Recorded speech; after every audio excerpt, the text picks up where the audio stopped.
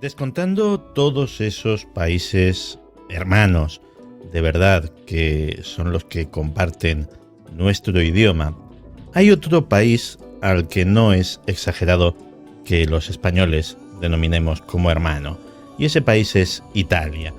Italia, para lo bueno y para lo malo, con sus diferencias, pero tiene también muchas semejanzas con nuestro propio país.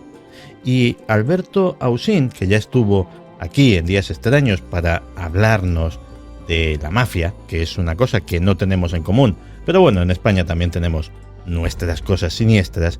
Alberto Ausín ha escrito un libro maravilloso que se titula Italia Siniestra y en el que se desgranan una serie de historias absolutamente alucinantes que han ocurrido en ese país. Algunas de ellas son conspiraciones muy gordas y que yo personalmente tengo que reconocer que desconocía, y me ha parecido buena idea llamar a Alberto para que de tarde en tarde nos cuente alguna de esas historias reflejadas en su libro, porque estoy convencido de que a vosotros os van a fascinar tanto como a mí mismo. Alberto, bienvenido de nuevo a Días Extraños. Muchísimas gracias, Santi. Ya te lo dije la vez anterior, que yo, me siento honrado. Para mí es una gran suerte poder estar aquí contigo en Días Extraños y poderle hablar a toda la audiencia de tu podcast, porque además yo soy uno de ellos también. Yo soy un seguidor y oyente tuyo desde hace muchos años. Así es que imagínate lo contento que puedo llegar a estar ahora mismo. Oye, pues me alegro mucho, pero esto es un sonrojo, así que vámonos directamente al tema que nos ocupa. Bien, pero es verdad lo que te digo. Muchas gracias. Oye, hoy vamos a hablar de una historia. Todas las historias de las que hablaremos en estas semanas o en estos meses, pues evidentemente son historias italianas. Pero esta que ocurre en Italia y ocurre en territorio italiano o en aguas italianas, según lo queramos ver, en realidad podríamos definirlo casi como una especie de caso de efecto mariposa, porque si buscásemos su origen más remoto, habría que encontrarlo en lejanos desiertos, como decía Aznar, en el conflicto entre Libia y Francia en las tierras del Chad. Pues efectivamente, así es. El origen de este caso, que normalmente en Italia se le denomina el caso Ustica, y después hablaremos un poco de por qué se llama Ustica, tiene mucho que ver con uno de los mandatarios más extravagantes y más impredecibles de la segunda mitad del siglo XX, que fue Muammar Gaddafi. Gaddafi estuvo en guerra contra el Chad durante más de una década.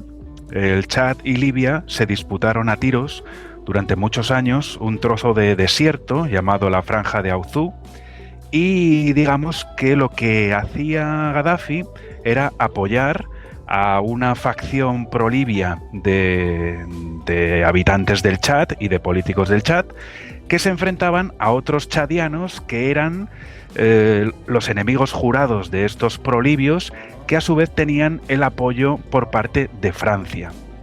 Ya sabemos que Francia, pues digamos que en temas africanos ha estado siempre ahí colonizando muchos terrenos y después siempre ha procurado mantener allí su influencia.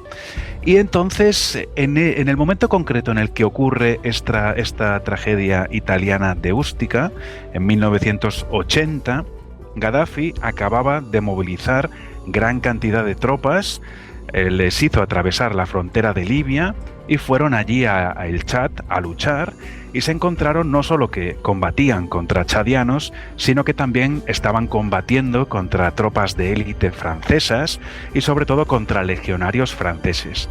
Fíjate, disculpa que te interrumpa, sí, pero es que resulta que un muy buen amigo mío fue legionario francés y de buenas a primeras, casi recién terminada su instrucción, era legionario paracaidista, pues lo mandaron para allá, a la guerra del Chad.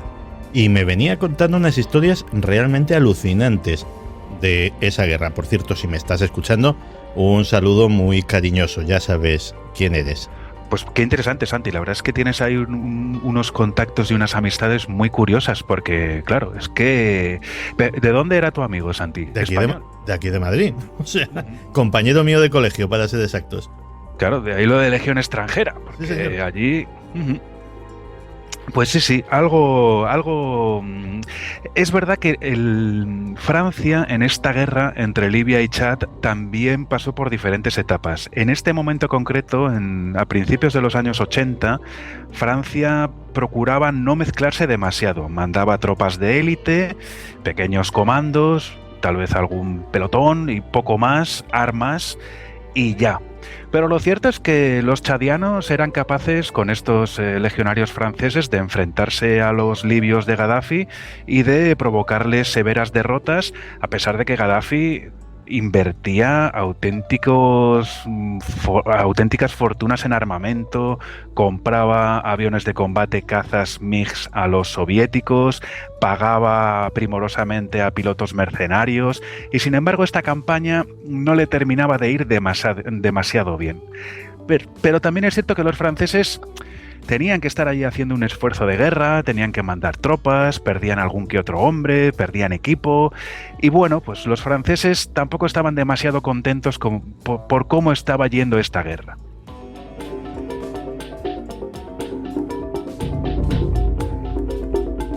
Pues comenzamos en esta guerra de Chad, que parece que no tiene y que no va a tener nada que ver con lo que vamos a contar, aunque luego la trama, la madeja, se va a ir complicando, ya lo veréis.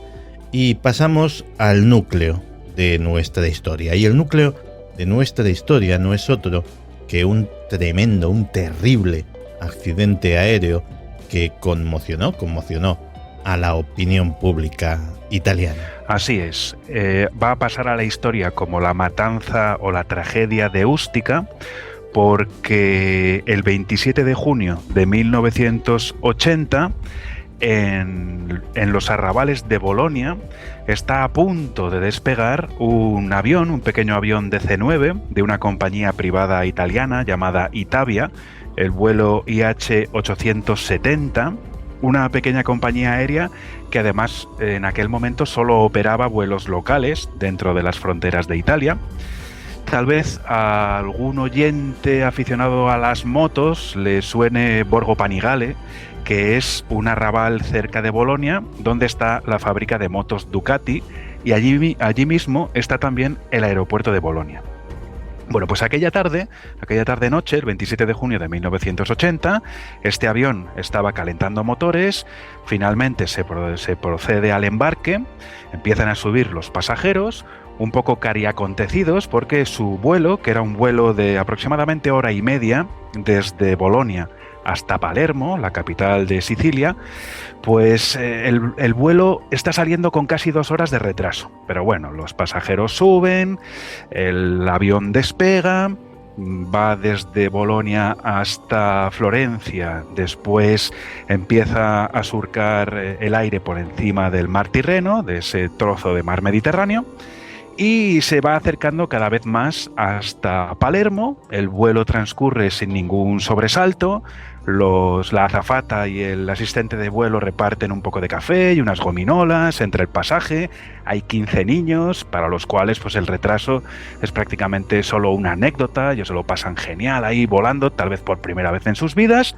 Y cuando pasan por encima de la isla de Ponza, que es una isla que está al norte de Sicilia, pero ya muy cerquita de la isla, de repente algo ocurre, el fuselaje del avión se resquebraja, allí todos los pasajeros empiezan a gritar y a llorar, pero no se escucha nada porque los motores se paran, todo el aire empieza a entrar, se despresuriza la cabina, el avión empieza a caer a pico y muy cerca de la isla de Ustica, y de aquí el nombre de este caso y de esta tragedia, finalmente este avión DC-9 con las 81 personas que iban a bordo choca contra el mar y poco a poco va cayendo, va descendiendo hasta chocar por segunda vez, en este caso contra el fondo arenoso del mar Mediterráneo a 3.500 metros de profundidad.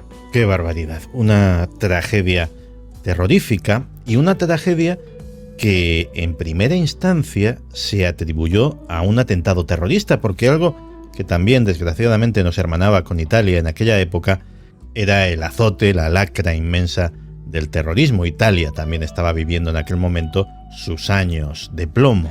Así es, así es. En un primer momento no se sabía muy bien qué era lo que podía haber ocurrido, pero las dos principales hipótesis, una era un fallo mecánico o un fallo estructural o alguna clase de error humano, pero enseguida las autoridades empiezan a dudar de que esto haya podido suceder, porque en realidad el vuelo de la Itavia, el DC-9, que iba de Bolonia a Palermo, desaparece de las pantallas de los radares en torno a las 9 de la noche de ese 27 de junio de 1980, pero es que además al piloto ni al copiloto les dio tiempo de dar el Mayday, de dar la voz de alarma en caso de un error de un fallo mecánico, de un fallo estructural, de alguna clase de error humano.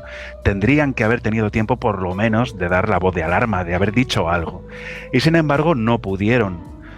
Entonces se empieza a decir que tal vez lo más probable es que haya sido un atentado terrorista, porque efectivamente, como muy bien dices, Santi, Italia y España, pues en aquellos años, desde finales de los años 60 hasta hace bien poco, pero sobre todo en los años 70, fueron unos años terribles de sangre, de explosiones, de terrorismo, de muerte, y en el caso concreto de Italia, fue un terrorismo de todo pelaje. Había terrorismo de izquierdas con las Brigadas Rojas, terrorismo de derechas con grupúsculos fascistas, había también la mafia que siempre se involucraba en estas cuestiones, los servicios secretos desviados. Estamos hablando de matanzas como la del Banco de la Agricultura de Milán. Estamos hablando de un país en el que secuestraron a un hombre que había sido varias veces presidente del gobierno, que era Aldo Moro, que era el presidente del partido, de uno de los partidos más importantes de la Italia de aquella época,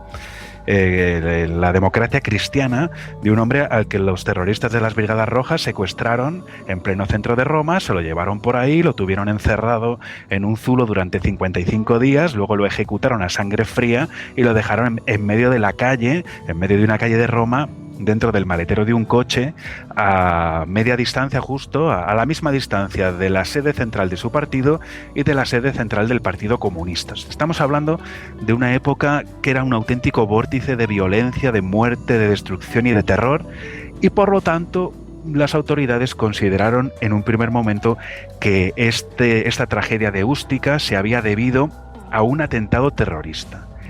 Pero la verdad es que algunas dudas a este respecto fueron surgiendo poco a poco. En primer lugar, porque el avión sí había caído a 3.500 metros de profundidad, pero lo cierto es que las autoridades dijeron que estaba muy profundo, a mucha profundidad, y que por lo tanto no se podía rescatar, al menos de momento.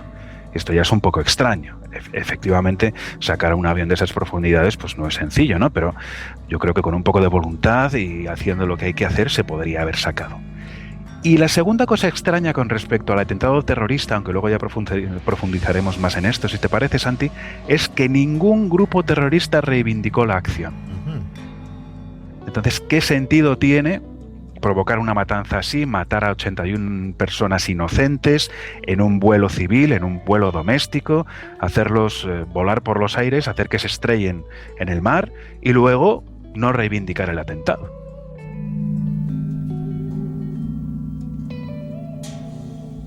Y como muy bien dices, los restos están a 3.000 y pico metros de profundidad, pero pasan unos cuantos años y sí que se contrata a una empresa francesa concretamente para que intente reflotar estos restos. Estos restos empiezan a salir a la superficie y también empiezan a sucederse las sorpresas.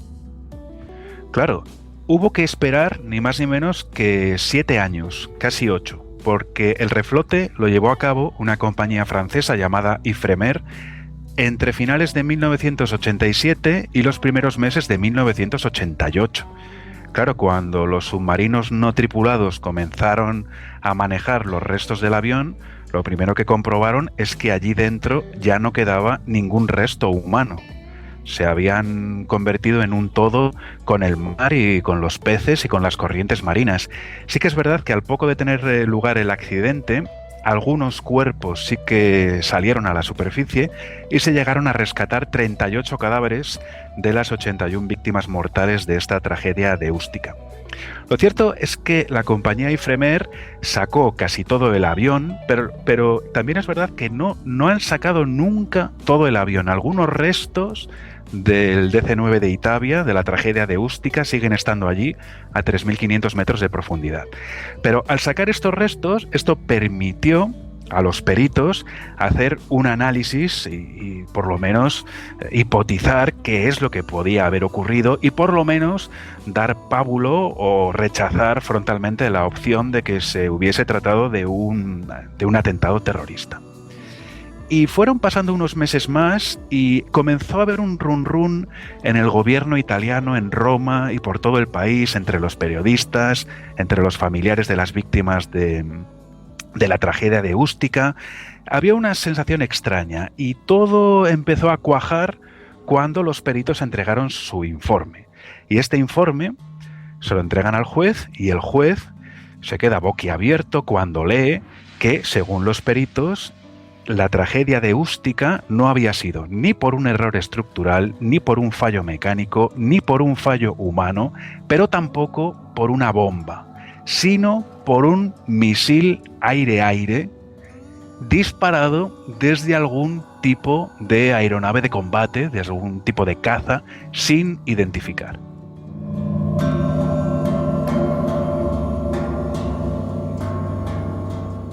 Sorpresa, sorpresa. Y es que en el aire ese día, por desgracia para la tripulación y los pasajeros de ese vuelo, en el aire estaban sucediendo muchas cosas de las que nadie tenía noticia. Pues es así. Es increíble, pero es así. Habría que preguntarse, bueno, pero ¿cómo es posible que un avión de pasajeros reciba un misilazo en una tranquila noche de verano, una noche despejadísima de principios de verano, en pleno Mediterráneo, en una franja muy pequeña además del mar Tirreno? Claro, aquí tendríamos que desvelar ya parte de toda esta cuestión, porque lo que no te he dicho antes, Santi, es que los peritos entregan este informe al juez, pero inmediatamente los militares italianos, la aeronáutica militar italiana, dice no, de eso nada, y ellos mismos elaboran su propio informe, que en realidad nadie les había pedido hasta aquel momento, en el que dicen que en realidad lo de Ústica había sido una bomba colocada en el baño del aparato.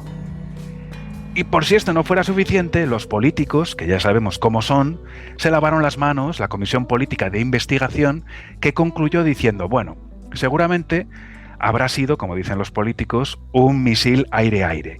Pero como los militares dicen que ha sido una bomba, pues no se puede descartar completamente la hipótesis de la bomba, con lo cual conclusión salomónica, ni para unos ni para otros. Pero claro, poco a poco se fue tirando del hilo y se llegó a la siguiente teoría.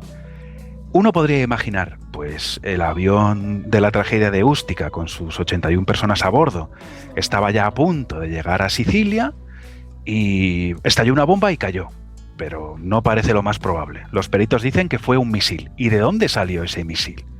Bueno, pues habría que pensar que en aquel momento, en aquel sector del Mediterráneo, no solo estaba volando este vuelo de la Itavia, sino que abajo, flotando sobre el mar, habían dos portaaviones en alerta máxima, uno de ellos un portaaviones estadounidense, el USS Saratoga, teniendo en cuenta que la sexta flota de los Estados Unidos de América se instaló en Nápoles, entre Nápoles y Gaeta, desde los años 50 y todavía permanece allí.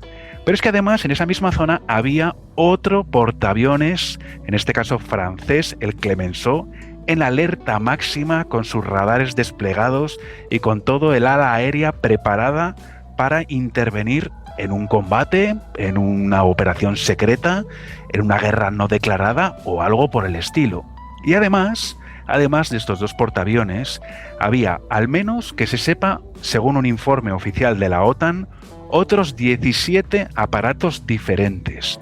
7 aparatos británicos, 3 aparatos que pertenecían a los Estados Unidos de América, un aparato de la TAF, que era la Fuerza Aérea Aliada, en este caso sería un aparato italiano, del que después a lo mejor podemos hablar, otro aparato perteneciente a un grupo de ataque naval sin identificar y otros 5 aparatos marcados en el documento de la OTAN como desconocidos. Y además de todo esto, en vertical sobre la isla de Elba, a unos 12.000 metros de altitud, había un AWACS, un avión radar de los Estados Unidos de América. Me imagino que todos los oyentes de Días Extraños les sonarán estos aviones, que son pues unos aviones gigantescos, cuatrimotores, que en realidad son aviones civiles, Boeing 707, que se modifican para hacerlos servir como avión radar. Son estos aviones enormes que tienen detrás como una especie de gigantesco platillo volante, que no es más que un radar enorme que registra en tiempo real todos los movimientos de aviones, amigos y enemigos en la zona donde se haya desplegado este avión.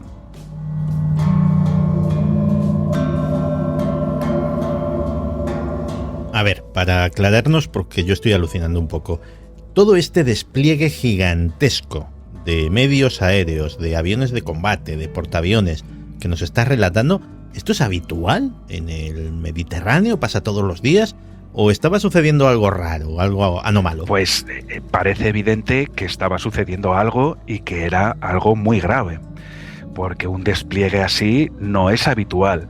Pero sí que es verdad que es una época esta bastante complicada.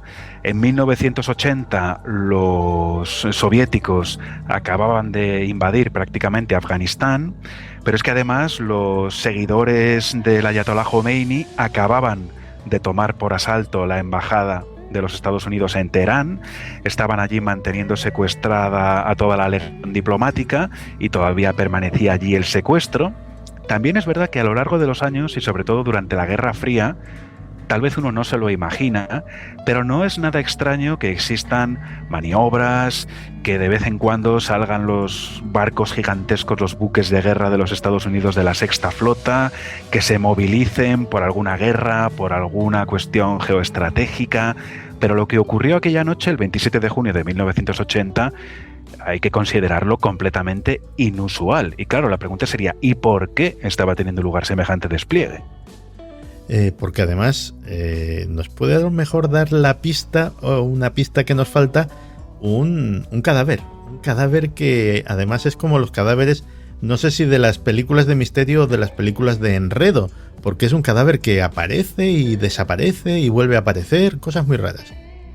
Claro, aquí vamos componiendo poco a poco las piezas de todo este puzzle e intentamos averiguar qué es lo que ocurrió sobre los cielos entre las islas de Ústica y Ponza, tan cerca de Sicilia, aquella noche.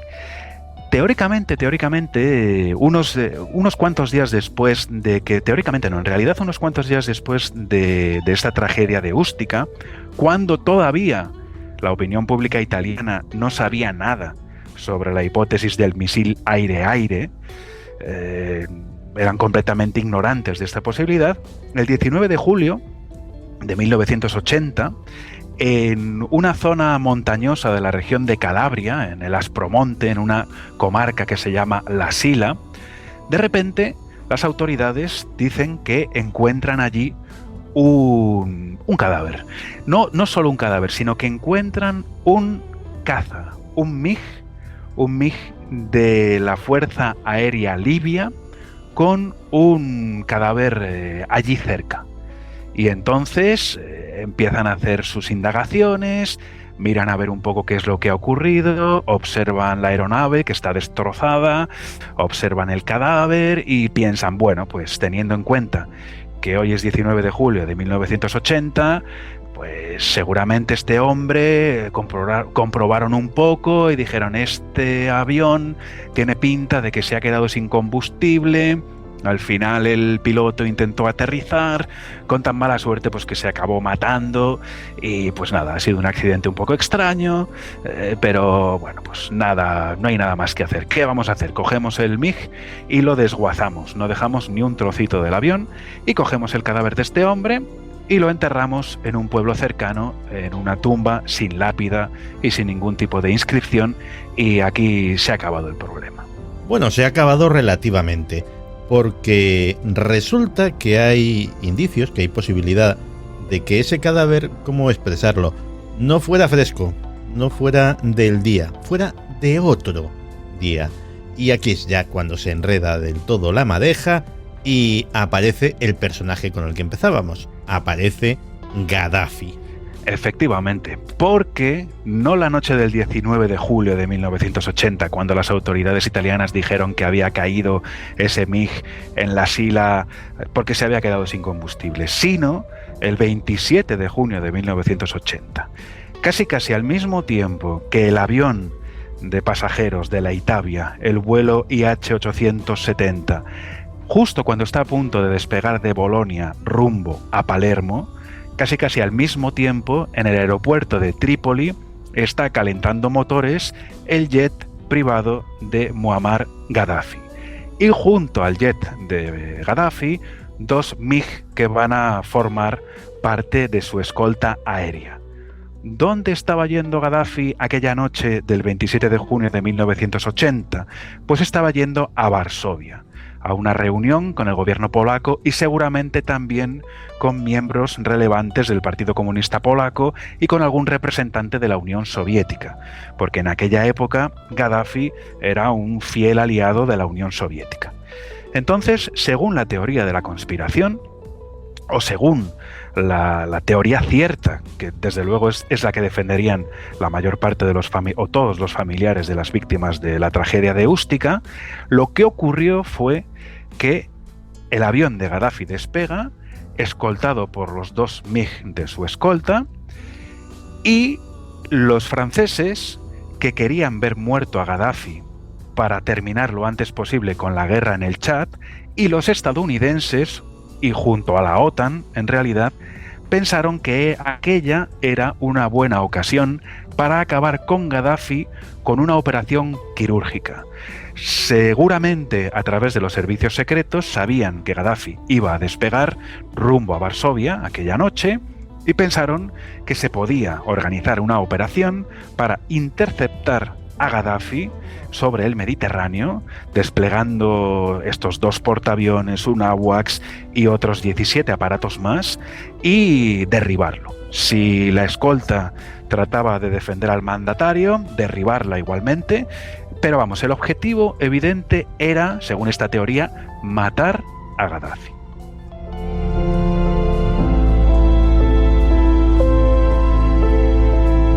Y evidentemente algo salió mal, salió dramáticamente mal. No se sabe si fueron víctima del fuego cruzado o de la batalla aérea, o si fueron confundidos con un avión enemigo por parte de alguno de los contendientes, pero todo esto son especulaciones. La verdad, no llegaremos a saberla nunca, ¿no? Pues seguramente no se sepa nunca, pero lo único, ni siquiera es que se sepa, pero es que incluso en esto hay diferentes versiones y bastantes teorías, incluso dando por cierto que se tratase, o sea, de que la tragedia de Ústica fuese provocada por un misil aire-aire dentro de este combate, dentro de una batalla no declarada, dentro de una guerra no declarada, porque la podríamos considerar así. Pero alguna teoría dice incluso que lo que ocurrió fue lo siguiente: el jet de Gaddafi despega, los aviones de la escolta también, pero de repente Gaddafi recibe una llamada, el avión de Gaddafi por radio recibe una llamada de los servicios secretos italianos. Servicios secretos italianos que le dicen: señor Gaddafi, tenga usted mucho cuidado porque le están tendiendo una trampa y si no hace algo al respecto, dentro de poco lo van a matar sobre las aguas territoriales en el espacio aéreo italiano, en una palabra. Y entonces lo que hizo Gaddafi fue dar media vuelta, pero para no levantar sospechas y para no hacerse perseguir por las fuerzas que se habían desplegado para acabar con Gaddafi, él ordenó a sus 2 escoltas que continuasen viajando como si nada ocurriese mientras él volvía. Claro, aquí uno se tendría que preguntar, bueno, ¿y qué tenía entonces que ver Gaddafi con el gobierno italiano, con los servicios secretos italianos?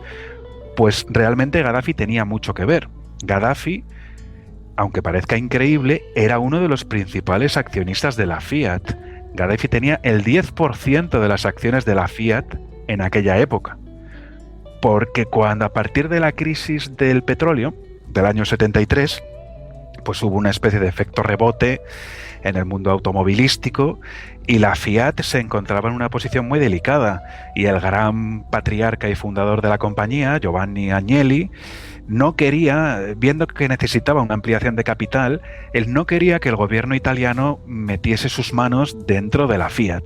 Y entonces le ofreció la posibilidad de adquirir un paquete accionarial, creo que era en torno a los 450 millones de dólares de la época, de finales de los años 70, de forma que Gaddafi se hizo con el 10% de la Fiat. Pero es que además Libia proporcionaba el 40% del total de la energía que consumía anualmente Italia. Claro, ahí hay un giro enorme de dinero, un ir y venir, un flujo entre Libia e Italia enorme de dinero. Gaddafi tenía muy buenos contactos dentro del gobierno italiano y dentro de los servicios secretos, y vamos a dar por buena esta teoría. Entonces Gaddafi vuelve, pero los cazas continúan con su camino, con tan mala suerte que el avión IH-870, el DC-9 de pasajeros, se ve envuelto en medio de una batalla aérea bestial. Porque además hay algunos testimonios que hablan de que porque antes se ha hablado de los portaaviones, de los aviones, del AWACS, también una base aeronáutica francesa en Córcega estaba en alerta máxima.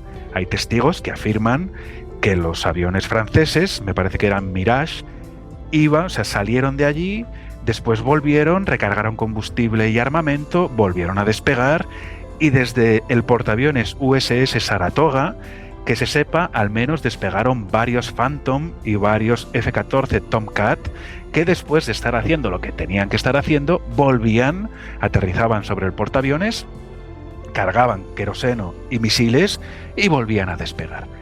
¿Qué es lo que ocurrió exactamente? Pues aquí también hay diferentes teorías. Uno de los MiG de la escolta se colocó debajo, viendo que el que le iban a atacar, se colocó debajo de la panza del avión de pasajeros de la Itavia para atraer hacia ese avión de pasajeros uno de los misiles aliados, o directamente los aliados confundieron el avión de pasajeros con el jet privado de Gaddafi, porque el DC-9 de la Itavia, iba lleno. Es un avión pequeñito. Los DC-9 de aquella época eran aviones tirando a pequeños. Podían confundirse fácilmente con un jet privado grande de un gran mandatario internacional.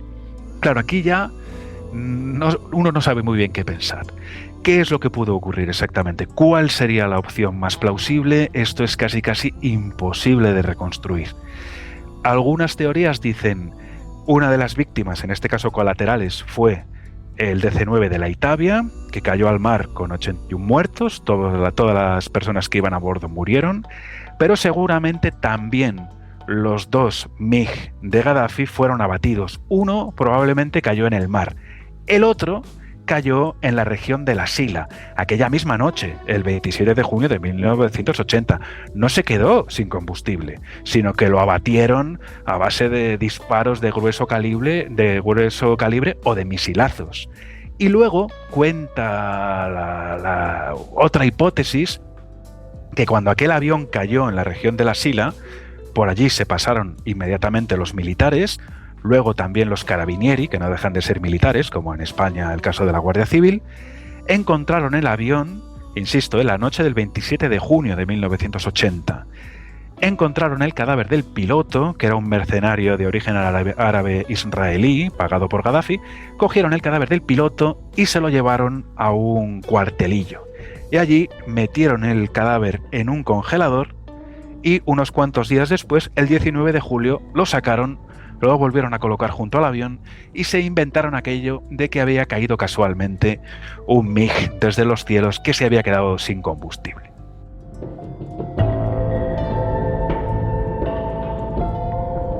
Pues a este caso el último aderezo que le falta es, y que tienen todas las grandes teorías de conspiración, es el de las muertes sospechosas, porque ha habido cierto número de suicidios y de muertes extrañas alrededor del caso, ¿verdad?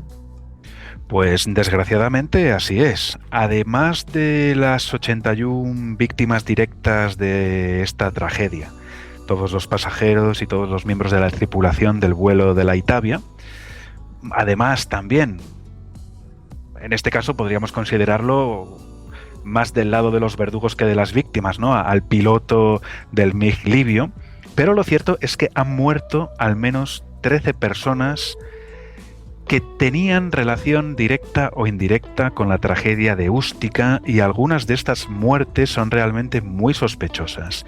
Y a mí me gustaría hablar principalmente de 3 casos. Uno, que fue el de Mario Alberto de Tori, que Mario Alberto de Tori era un oficial del ejército que estaba en la sala del radar de una base militar llamada Poggio Balone en la provincia de Grosseto. Porque claro, este caso de Ústica después ha tenido un largo recorrido judicial. Los militares italianos siempre se han cerrado en banda, nunca han querido contar nada. De hecho, bastantes militares, incluso oficiales, han sido acusados de alta traición, de falso testimonio, de negar en audiencia judicial sus propias palabras. O sea, te presentan a ti un verbal de lo que tú dijiste, te ponen la grabación de lo que tú dijiste y así todo el militar niega que él dijese eso o dice incluso que esa no es su voz. Pero hubo un hombre llamado Mario Alberto de Tori que estaba de guardia aquella noche en un radar. Y él llegó a decirle a su familia que había visto de todo, que el radar prácticamente parecía aquello un árbol de Navidad, que estaba viendo movimientos de aparatos por todas partes, y llegó a decirles a sus familiares más cercanos, que, muy asustado además, que aquella noche había estado a punto de empezar una guerra, tal cual. Extrañamente, este hombre se suicidó en medio de una calle de su ciudad, en medio de una calle de Grosseto, el 31 de marzo de 1987, pocos meses antes de que la Ifremer sacase los restos del avión del fondo del mar. Pues resulta que a este hombre no se le ocurrió nada mejor para suicidarse que subirse a una furgoneta que estaba en medio de la calle y ahorcarse con una cuerda de un árbol, que a mí francamente me parece un poco extraño, una forma un poco extraña de suicidarse. Y otro técnico, otro oficial del ejército, de guardia, pero ya no el 27 de junio, sino el 19 de julio de 1980, estaba en Otranto, se llamaba Franco Parisi. Este hombre se ahorcó también en 1995, pero claro, él tenía que haber sido testigo de si realmente un MiG libio cayó en la región de la Sila, porque se quedó sin combustible o por el motivo que fuese, el 19 de julio de 1980. Este hombre, nunca públicamente, pero sí en privado, defendió que él no vio ninguna traza, no vio ningún eco en el radar de su posición, que era la más cercana al lugar del impacto de aquel MiG. Así es que 2 testigos, digamos, indirectos, pero que estaban viendo lo que ocurría, tanto el 27 de junio de 1980 como el 19 de julio de 1980, a través de las pantallas de los radares, murieron en extrañas circunstancias. Y luego hay otros 2 fallecidos que murieron en una de las tragedias aéreas más tremendas que han tenido lugar en la historia reciente de Europa, porque murieron en el accidente de Ramstein. ¿Tú lo recuerdas, Santi? Para no recordarlo, menuda tragedia por parte sobre todo del público que estaba viendo aquello. Era una exhibición aérea el 28 de agosto de 1988 en Ramstein, y allí participaban también la patrulla militar de vuelo acrobático italiana, el Frecce Tricolori, y tuvo lugar un accidente durante la exhibición de los italianos. Se chocaron 2 de los aviones de los italianos, y en uno de estos aviones iban 2 pilotos, Ivo Nutarelli y Mario Naldini, que tendrían que haber declarado pocos días después sobre lo que vieron aquella noche en los radares y también en el cielo del Mediterráneo, cerca de la isla de Ústica. Porque estos 2 pilotos aquella noche estaban de prácticas montados en su avión, haciendo una serie de maniobras, y ellos, de hecho, llegaron a dar una alarma general. Pero nunca se les volvió a decir nada sobre la cuestión, nunca se les volvió a preguntar, y pocos días después de la tragedia de Ramstein, creo que murieron más de 60 personas y muchísimas más resultaron heridas. Ahora no recuerdo exactamente la cantidad de personas que murieron, pero muchas decenas de personas. En esta, sí, fue tremendo aquello, además hay imágenes de todo aquello. Bueno, pues casualmente estos dos hombres, pocos días después, tendrían que haber declarado. El hijo de uno de los pilotos siempre ha sostenido que aunque era una maniobra compleja, la habían realizado miles de veces y que él no se cree la versión del accidente. Pero bueno, todo lo que tiene que ver con Ústica, con la tragedia de Ústica, y en cuanto uno toca un poco la cuestión militar, todo aquello se cierra en banda y hay bastantes más dudas y bastantes más puntos oscuros que certezas.